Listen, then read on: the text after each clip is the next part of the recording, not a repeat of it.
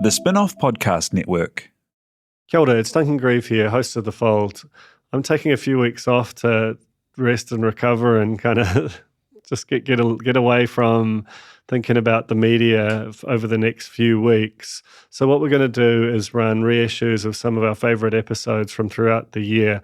We'll be back in late January, but in the meantime, enjoy and have a great summer.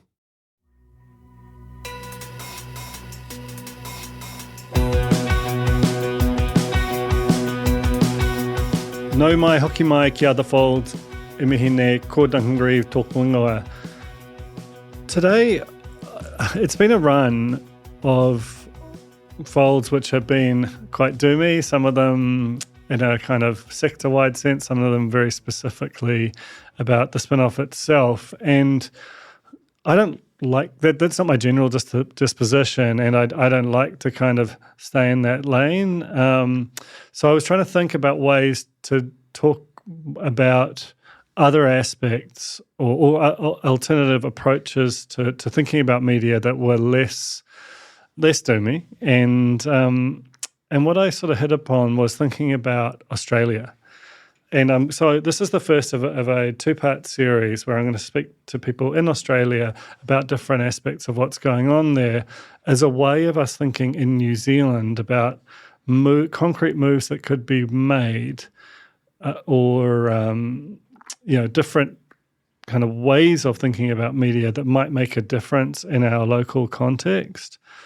So I'll just kind of top line what this first episode will be about. It looks at the tech regulation space in Australia, how different it is, how vibrant, how bipartisan it is in some respects, how expansive and sort of multi-agency it is at times, and just how different it is to the place here where we're sort of. We talk sometimes about being a fast follower in New Zealand, but it feels in many respects like we're going to be a really late follower or not even follow at all and just continue with like this kind of laissez-faire approach that we've done. Today's episode is about big technology and regulation and a view from Australia. So we'll go through different aspects of that. The most recent aspect is the teen social media ban, which has just passed. But there's also plans around Google Search and Commerce, about Meta's Messenger product and Apple Pay. There have been, until recently, big work streams around misinformation and local content. And obviously there's the sort of granddaddy of them all in a way, which is the Fair Digital News Bargaining Bill. But what it says collectively is they as a country have committed to thinking really hard about a really complex thing, which is legislating around large technology platforms. So joining me to have that discussion is a frequent Fold guest, perhaps our most tenured, Hal Crawford, the former head of Newshub and a good friend, coming to you live from New South Wales. Hey, Duncan, how's it going? Very good, man. Thanks so much for making the time. I just wondered if you could start by giving me a general sense about what the feeling is in media in Australia. And when I say media, I'm thinking about institutional media, legacy media, however you want to frame it. Yeah. Well, I'd love to be able to provide a counterpoint to your gloom. Actually, I've been trying to do that myself. A couple of weeks back, I wrote a piece about how we could get it right in media. And for me, that was a really important exercise because our reflex has been to be so gloomy of late. Realistically, the Australian situation is similar to New Zealand. Maybe it's not quite as bleak because the market is bigger, but we're not in a bounce back here. A lot of publishers are doing it tough. There is the issue. There's lots of issues. There's systemic issues, and then there's issues that have just occurred, one-off idiosyncratic issues. But there's all sorts of terrible things happening. One of the very simple things is that Meta won't be paying $70 million into the media ecosystem in Australia, which has depressed some people. Subs are flat, I think, at most publishers' subscriptions. Ad sales are not great. And two of our biggest broadcasters have been consumed by reports of horrible cultures, corporate cultures, and that's depressing their share price along with all the systemic stuff about media. So the vibe here isn't great, but the vibe is different because of what you're talking about, which is the legislative reaction. So that's, to me, that's a good thing. And when I was writing about what we need to get right in media and how it could all come good, regulation is an important plank. Yeah, I guess my theory of it is that it's a fundamentally kind of unjust thing and inequitable thing and actually a kind of a dangerous thing for your country to have a real-world economy and a domestically domiciled economy that is highly regulated to try and achieve good outcomes around competition and for consumers and to kind of blunt or cover the cost of negative externalities and so on, and then to have a digital economy which in many ways is replicating the physical world economy and certainly competes with it, that has no such regulation. In Australia, unlike New Zealand, it feels like that is a known problem and one that is consuming a lot of legislative and kind of political bandwidth. Is that fair to say? Like how big does this feel from an overall kind of narrative around this government perspective? I think it's massive, and I just think it's a fundamental shift in thinking. So the elites, the governing elites, and the population in general are favourably disposed towards regulating global digital platforms.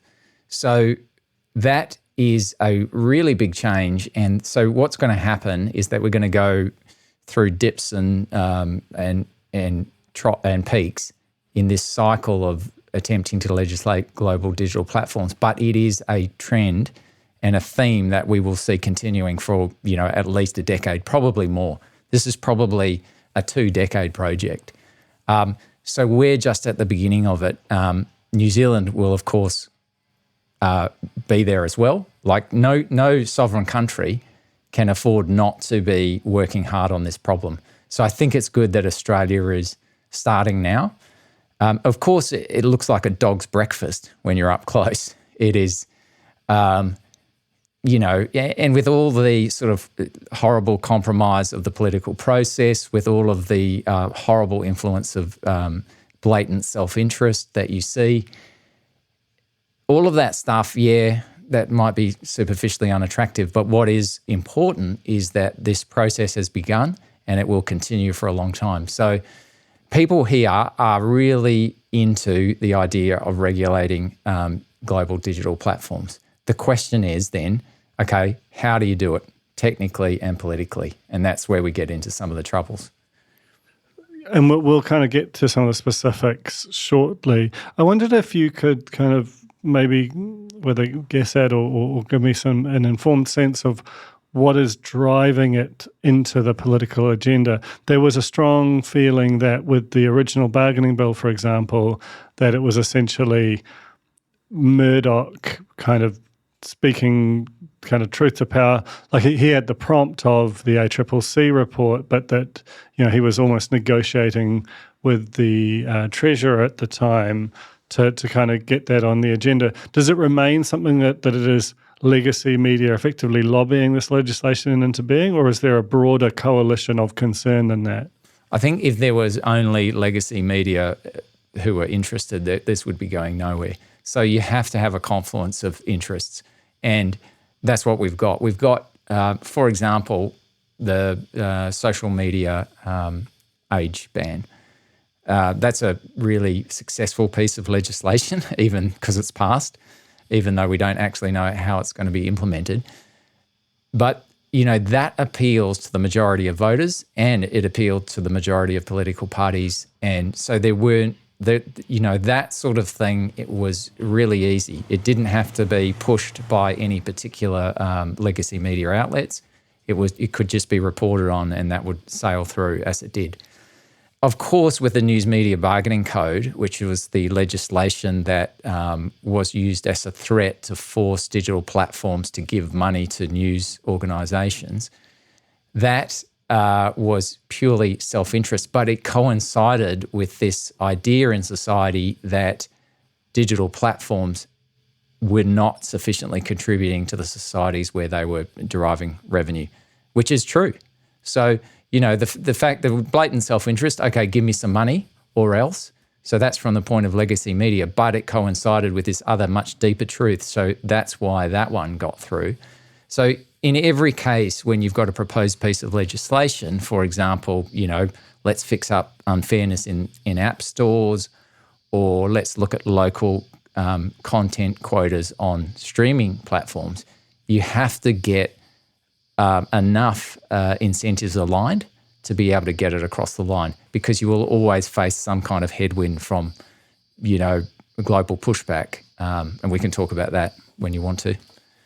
The thing that's interesting to me and feels like the most striking contrast with the New Zealand political environment is that some of these bills, most notably the under 16 social media ban, have bipartisan and very popular support. Even if it's not true across every single sort of front within this war, is it broadly true that that sense of concern is not located in one or two parties, but across the spectrum? The difficulty is more about how you express that in terms of legislation. Yeah. I mean, the number one, I don't know how you're finding it, Duncan, but the number one topic of conversation to the point of tedium at barbecues amongst parents is screen time with children. So you can't be a politician and be unaware of that. Otherwise, you're just not doing your job. So given that parents constitute a fair whack of the electorate, and then their concerns extend to, grandparents and all of that, and people hear what they're saying, this is why we have a political system. It's so that the concerns of the many can be heard. How do you turn a very sort of general and generalized concern and anxiety around my kids spending too much time with these devices? How do you turn that into legislation? Well, you have to probably be a little bit populist about it. You have to focus on something that can actually be done. Banning children under 16 from using social networks can be done. Certainly can be legislated. We've proved that. We'll see how it actually comes into being. But that's absolutely a political win, because it's passed both houses of parliament and it passed with bipartisan support. Most people in the electorate support it, and there's an election coming up. So, you're the government, you've done something, and people support it. That is, you're ticking all the boxes there. So I want to talk about that in detail, but there's one more sort of actor in this who seems it's important to address at the top level before we go down into specifics, and that's the ACCC, which is, in New Zealand, the equivalent is the Commerce Commission, which for quite some time seems to have taken quite an activist posture towards big technology, both in terms of, it's doled out fines and taken cases around some, whether it's competition elements, but it also, it seems to have a kind of persistent scrutinizing focus on big technology platforms as they relate to the different facets of the Australian market. That's a huge contrast with here, where we, it almost feels like our Comcom has been explicitly told, don't even touch it. Why? What's driving that? Do you think, and how big of a role does the ACCC play in keeping that front of mind for Australians? Honestly, I don't know I can't answer. I can't speak to the difference. What I can say is that during the news media bargaining development process, that was totally driven by the ACCC here in Australia. So Rod Sims at the time was the director, and he personally believed that there was a burning need for some kind of mechanism to bring the digital platforms to the table. So I didn't agree with the News Media Bargaining Code. I still think that it's absurd. It's a terrible piece of legislation in my view. I've actually had conversations with Rod Sims, and it's very difficult for me because I'm quite a polite person. So I'm like, well, just explain to me how this crazy piece of legislation actually makes sense. How did he go on explaining it, do you think? Oh, in your conversations? He just didn't answer my questions. It's like good approach. Yeah, it's a classic block and score. It's like, no, you're wrong, and I'll tell you why I'm right.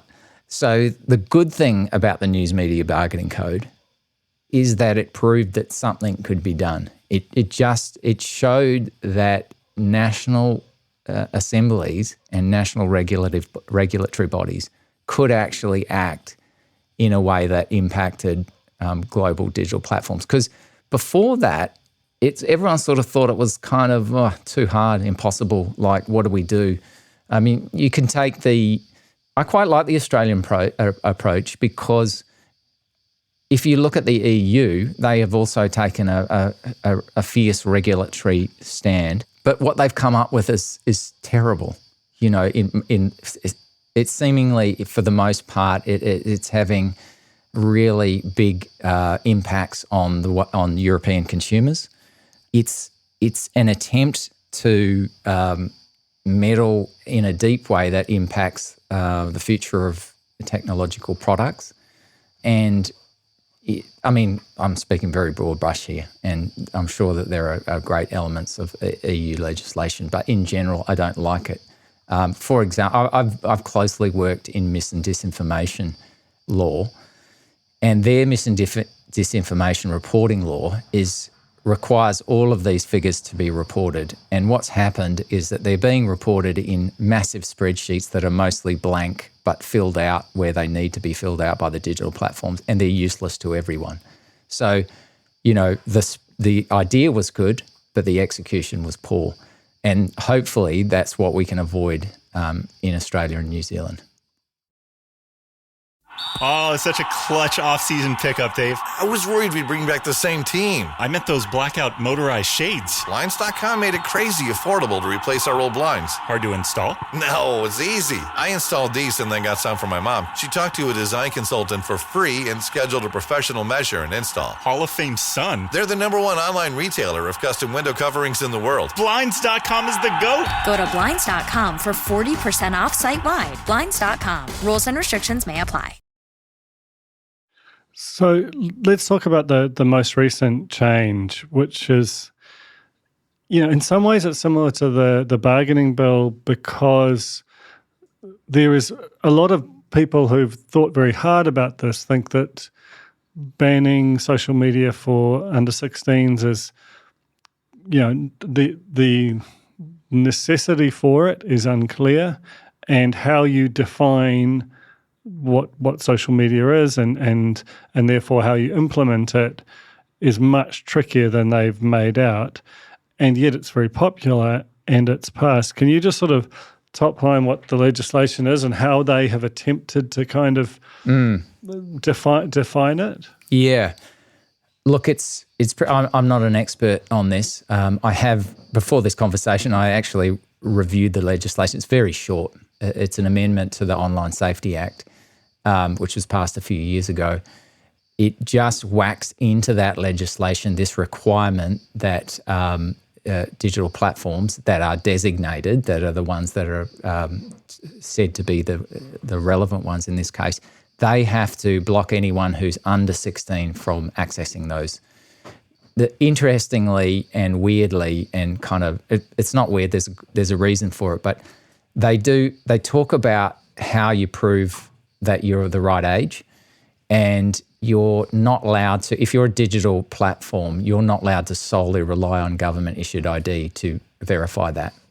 So presumably the reason, there's some kind of civil liberty reason for that, and to avoid the accumulation of massive amounts of dodgy, very important data, personal data with social media platforms. But that leaves, when you look at the legislation, it's like, okay, well, how are these digital platforms that aren't supposed to solely rely on digital government-issued ID, how are they going to actually make sure that people are older than 15? And they talk about, there's a vague phrase where they talk about biometrics, looking at someone's face. So it could be that this is just a bit of a joke and that every 15-year-old and 14-year-old can easily get around it. That would be bad because it would be a betrayal of the intention of the legislation. It could be that it just makes it very much more difficult for everyone to sign up to a social media account. All of those things are quite possible or even probable, I would say. The way they've defined social media, as I understand it, is it's about situations where sort of messaging and interaction are at the core of the product. So like YouTube is specifically excluded, but Snapchat, TikTok, Instagram are all ruled in.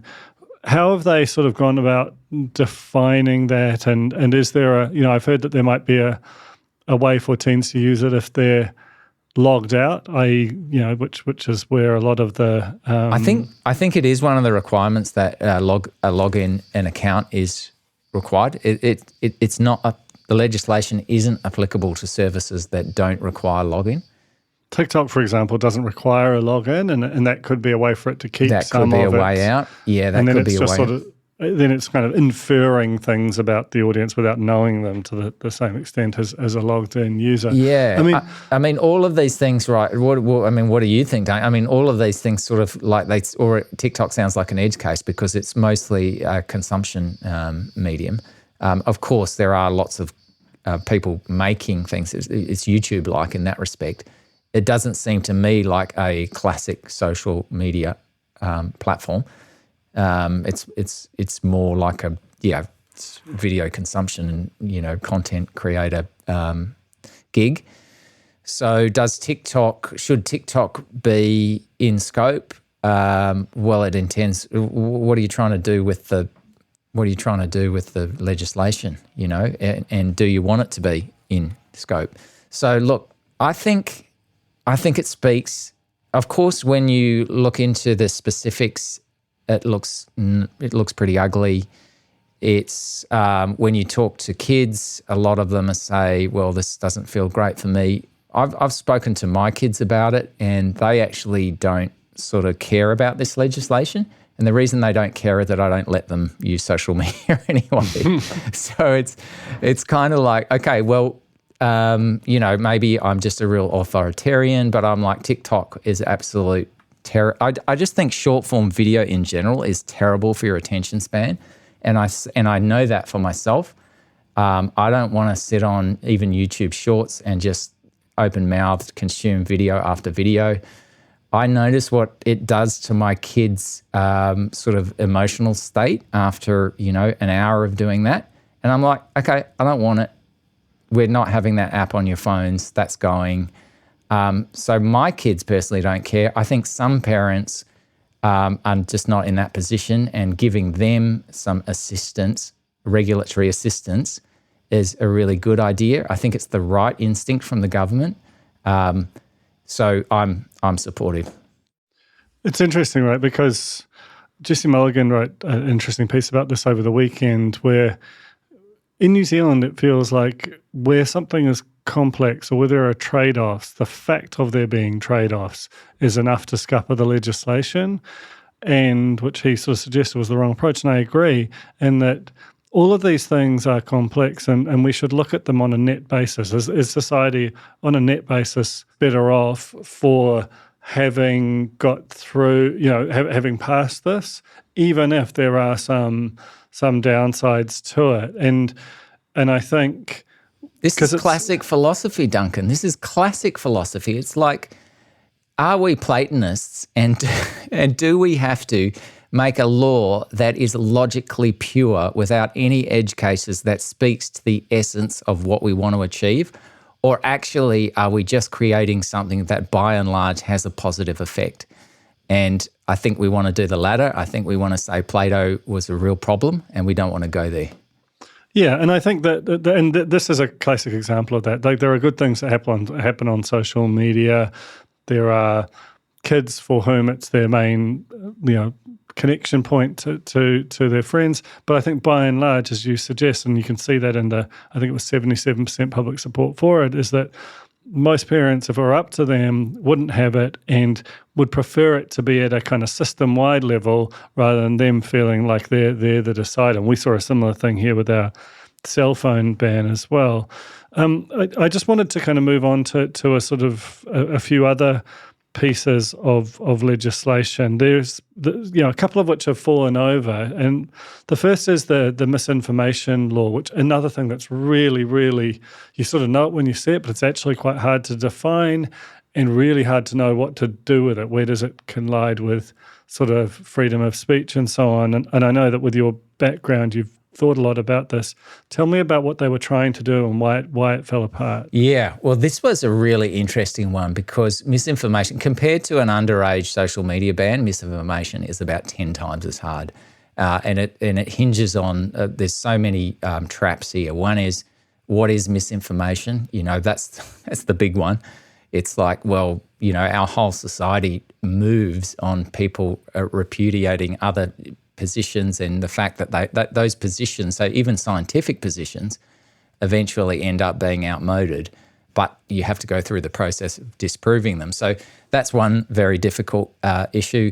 Another issue is the question of political influence and influence over the fourth estate. That's a tough one, and certainly one that's been turned into a political football in New Zealand before. So you've got to, legislation has to be politically realistic as well as having a beneficial effect. And if your opposition is just going to use your own legislation to whack you over the head, then that's not smart. What's an example of the way it might have been used that's sort of specific and kind of helped dismantle the case for it? I think the problem with the misinformation bill was that only the government supported it and everyone else sort of just wanted nothing to do with it. And in Australia, where the government doesn't have control of the Senate, you need to get wide buy-in from other parties to actually pass anything. So that's the reason they just gave up on it. So that's the short answer. The big answer is that it's very easy to weaponise the idea that the government is going to tell you what is true and what isn't true. And that in our society, as in New Zealand society, is completely unacceptable. Now, that wasn't what the misinformation bill was about. So perhaps it was clumsy, perhaps it wasn't done well. Could have probably just focused on disinformation. That's by definition, incorrect information on purpose, like it's lies. And so disinformation, lying on purpose, is much easier to make legislation about, because you're not just saying, okay, well, you're not allowed to forward anything about, the bad effects of vaccines, say, because, if you're forwarding information for some sort of malicious reasons, then you fall within the scope of disinformation. So the main reason that bill didn't get up in Australia was that it was too easy to weaponise in opposition. It was like, okay, the government is going to tell you what to believe. That wasn't going to happen. It was actually, we have an independent body called the ACMA, the broadcasting regulator, and that was going to be responsible for it. That is an independent body like New Zealand On Air or, VSA or anything like that. It's not the government. It quite expressly isn't the government. And furthermore, they weren't going to rule on specific pieces of content. They were just going to make sure that digital platforms had in place systems to get rid of misinformation or to downplay it, but most importantly, just to report on it.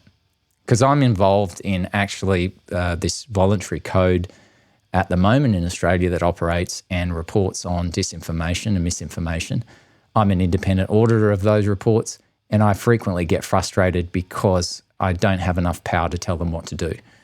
So, that's my particular position. I was probably the only supporter of the and disinformation bill that I know of.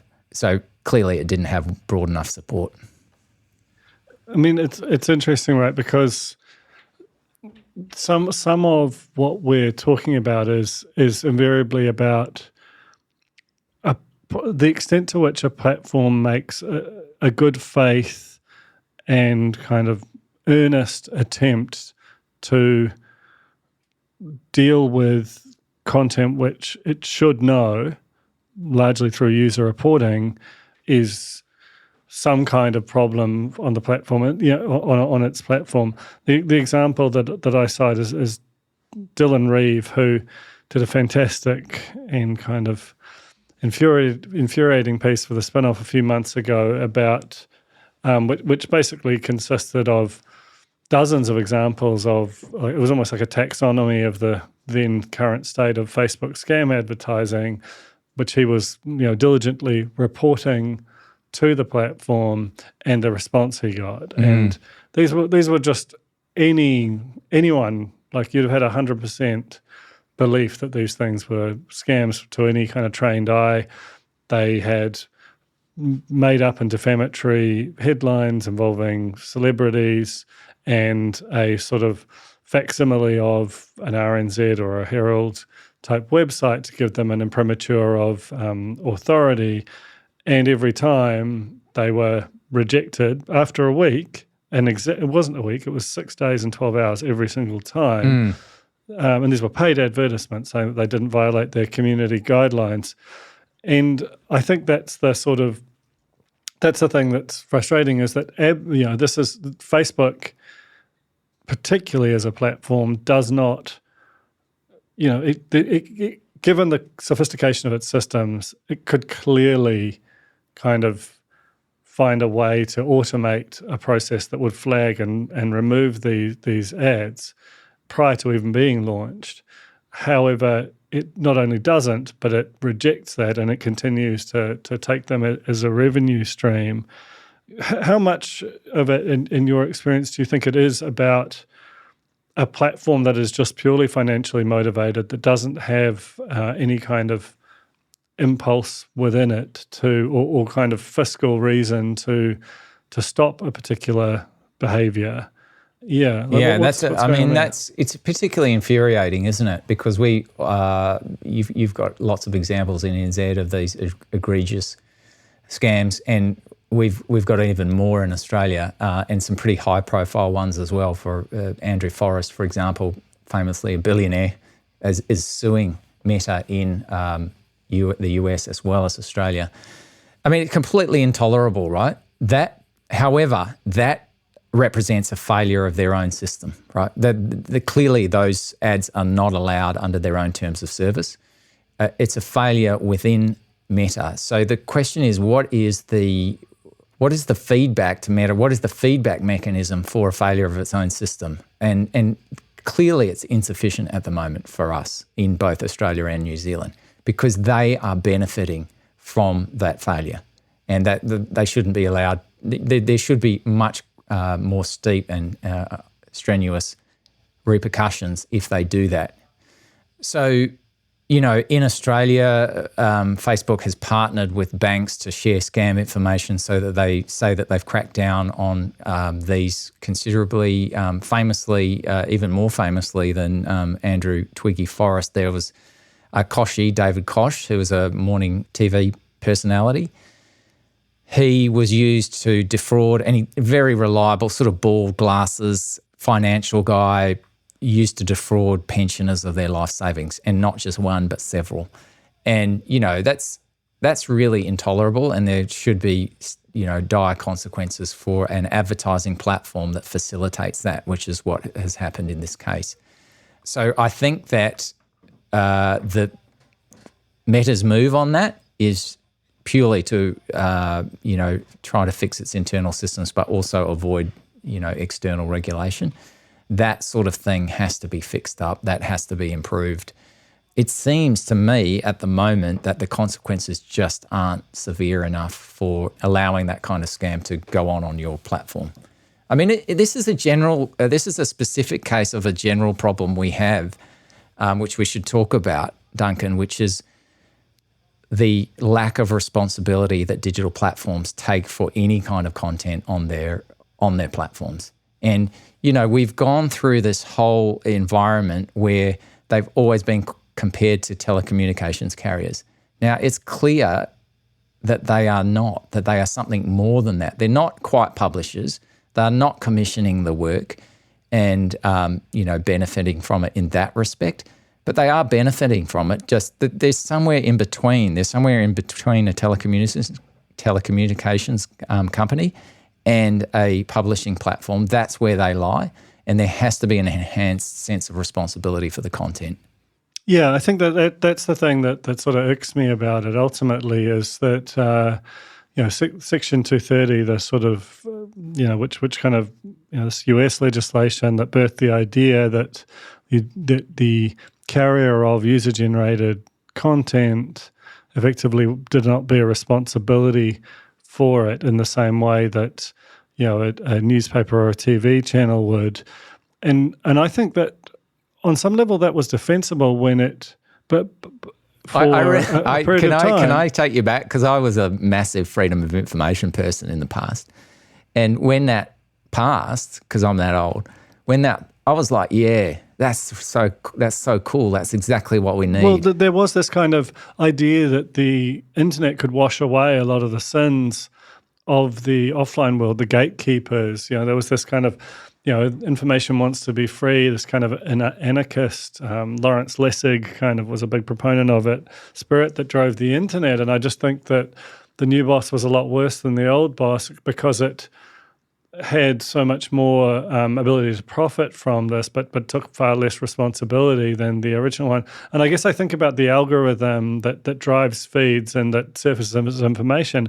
That's where they cross the line from being more like a telco to being more like a publisher, because they're doing that on the basis that they can get more attention and therefore more ad revenue. But at that point, even though it's lines of code that are making that decision, it's still fundamentally a company's interest-driven decision to prioritize some content over others, and therefore you should be, 100%. Selling advertising against it. Yeah. You have to be responsible for it. It has to be, because you benefit from the actions of the algorithm. And if you benefit from the actions of the algorithm, you bear some responsibility for the consequences. And this is a standard sort of philosophical principle that we need to have here that is not implemented in regulation as yet. So obviously the misinformation bill fell over, but there must be some level of heat that exists. I know that the ACCC has levied like 8-figure fines against Facebook, but it is also, Meta just recently announced that within the financial services category, and now I would argue that it should be much broader than that, it will at least verify the identity and make sure that they have an Australian business number and so on of advertisers in that space. Do you know what drove it to make that decision? Because interestingly, I spoke to Meta earlier this week and they confirmed that they have no plans to do that in New Zealand. Again, this feels like a result of there's pressure in one environment and none in another. Therefore, they're becoming a marginally more responsible actor in one sector and have no intention of doing so in its neighbour. Yeah, it's interesting. Look, I can't comment on the internal reasonings at Meta, and it is a massive corporation. I've been really interested in thinking financially recently. And as soon as you start thinking financially, you think value for shareholders, the shareholders are the owners, and I've got to maximize value, then all of this stuff starts to make sense, right? And it's not, they will operate, I don't think digital platforms have been particularly evil or evil at all, in fact. I think that the systems that they preside over and have developed are totally logical. And they will be totally logical when we put in regulation which protects the interests of society. And so there will be a lot of noise and hoo-ha as we do it. After we've done it, if it is legislation and regulation that makes sense, then they'll get on with it. They will operate within those frameworks because they have to. That's what that's how our entire society works. And everyone knows that the commercial system, the ability to make money, which is what they want to do, relies on those regulations. So it really is, what is happening in New Zealand isn't right. It's the legislators who have to get off their ass and do the difficult work. And within that, they have to feel what the needs of the society are, and they have to legislate sensibly. We're trying to do that. in Australia. I don't think it's such an ugly process. It is actually happening. It's gonna keep coming around. I think what's going to happen in the immediate future, Duncan, is that it's going to die away for a little bit because of Trump. So no one wants to pick a fight with a tariff-mad Trump, and that's what's going to happen if you try to implement a levy, or if you, if you institute a misinformation law that is bad for X or whatever. It's all going to be, game on, and you're going to suffer. But I think this broader trend is going to continue well past the 4-year term of Trump, and we've got to build, and people have got to start talking about it, and legislators have got to start thinking about it, because it's not easy.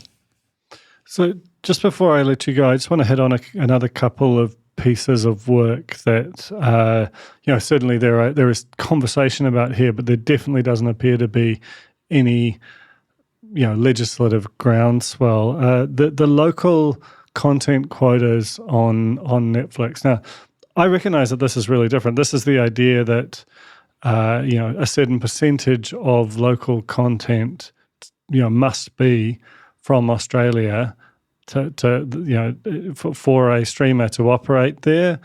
That replicates the fact that I think it's around 20% of content between particular hours has to be made in Australia for the broadcast networks. The hard thing to do is just the absolute scale and depth of the libraries there, and just how you'd make the maths work.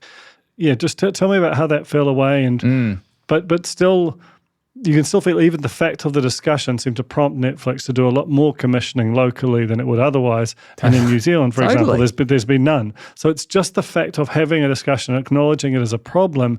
Even if you don't arrive at legislation, you still get some motion. Yeah. I mean, it was helped here by the fact that Stan, owned by Nine, was already commissioning local content, and it was using that as a point of differentiation, and it was working. So that helps commercial businesses see the light.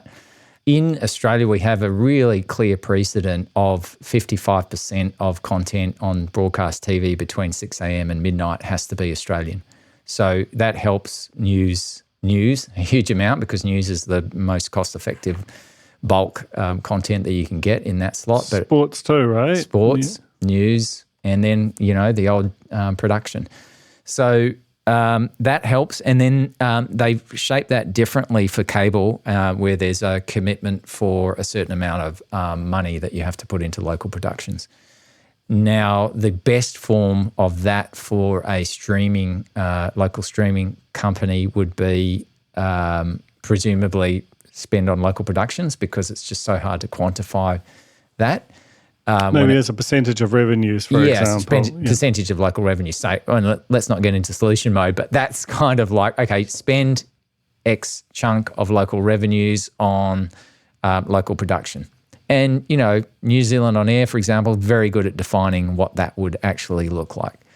So that's all totally doable. Now, the reason that it didn't get up in Australia, because it was being seriously contemplated and has been for a long time, was a free trade argument. So apparently it was going to, breach international free trade obligations. So sheer stupidity, right? Because everyone knows about this. This is a terrible loophole that someone found at the last minute. Everyone knows about free trade. The Canadians have, in their free trade agreements, they have cultural carve-outs. And that means, if you, for a cultural reason, have to support a local industry like the ballet or whatever it is, then you're allowed to do that. So under that, you'd have to make sure you have a carve-out for local entertainment production. But we don't. And lastly, that there's the kind of looming AI piece behind all this. And generative AI is this very challenging technology, because it is using a sort of a feedstock which is not, there's a lot of, but not entirely journalistic in nature, and it made use of that in ways that were completely unimagined by journalism or content companies when they put that information online. There's also the example of YouTube, which apparently had all of its content ingested. So there's this whole kind of legally ill-defined grey area that has resulted in the creation of these kind of vast, very highly valued and very impactful companies that, again, there will be a kind of both a legal and a regulatory kind of processing of what that means, and a value assigned to having real-time information put into that system. What's going on in that space over there? I saw that there is an attempt to kind of collectively bargain by some facets of the Australian news media with the AI companies. Can you give me a sense of what's going on? Yeah, I don't know exactly what's happening with that collective attempt. I suppose I could talk just generally about how this should go. There's a bunch of media companies that have made one-off arrangements with OpenAI and other prominent AI companies, and that's probably just getting in while they can and getting whatever money they can because the horse is effectively bolted. Also, we're on very uncharted waters. It's unprecedented. So who owns the collective intellectual property of the English language? Well, we've never had to think about that before. This is a sort of a legacy, and it is a commons. It always has been a commons, and we've never even thought about it. Like that entity, English, and all of the history and knowledge that goes into that corpus of billions of words, is that owned by anyone? Not really, but surely there is some sort of collective sense of ownership. Surely you can't just use that for your own advantage and enrichment at the expense of others.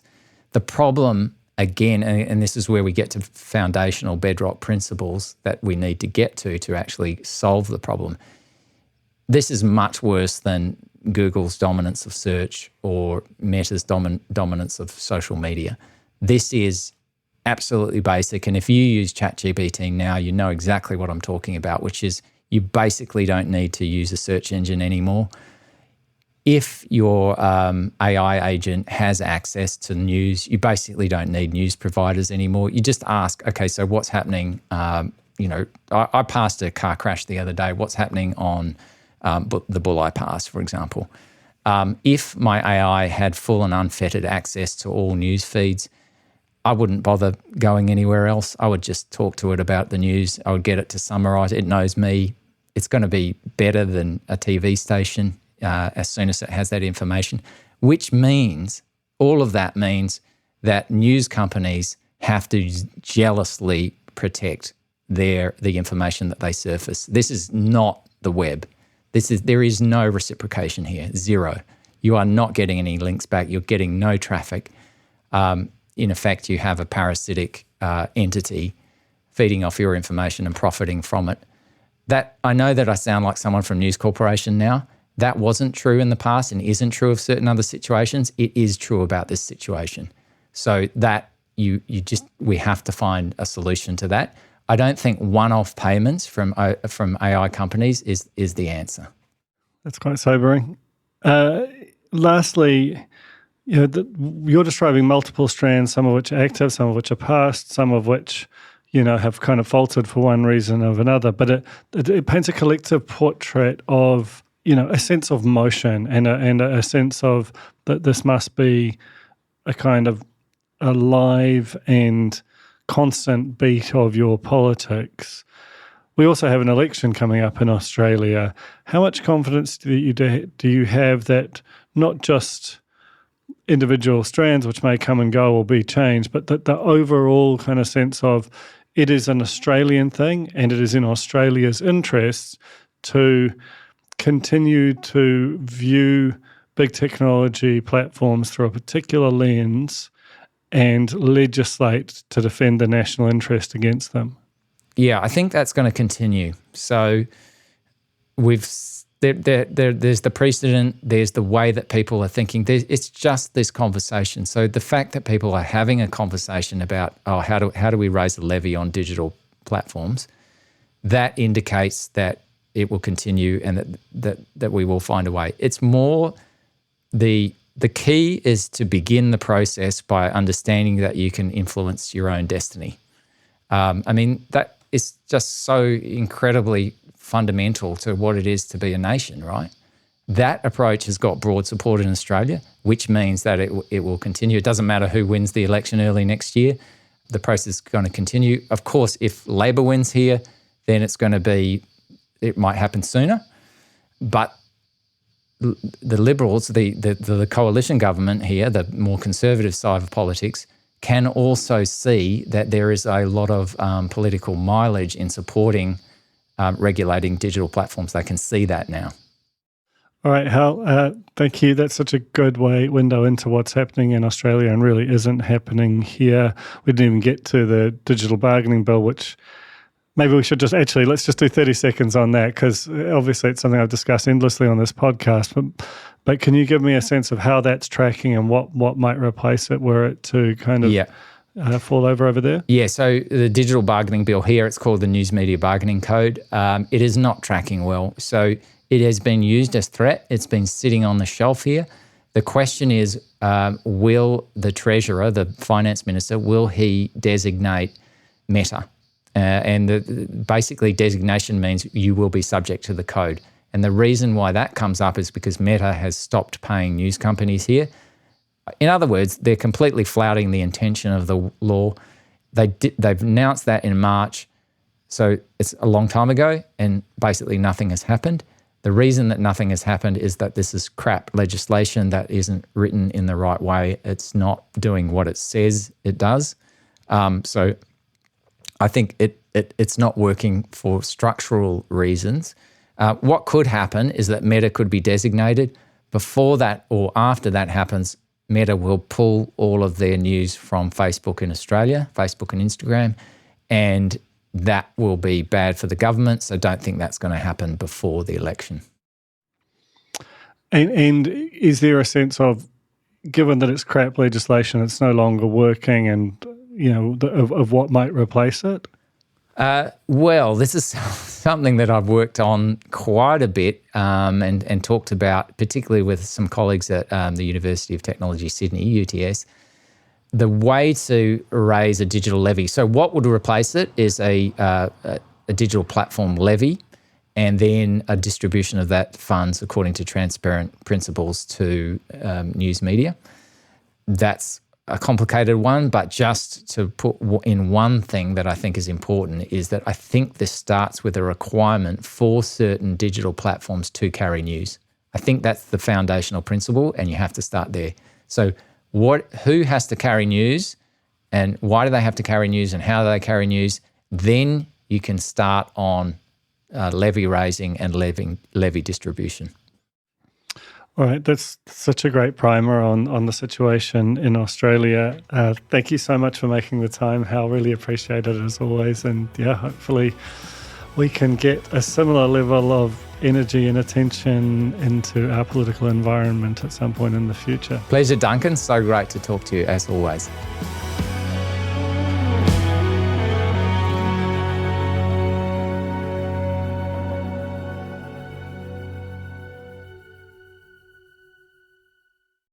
The Spin-off Podcast Network.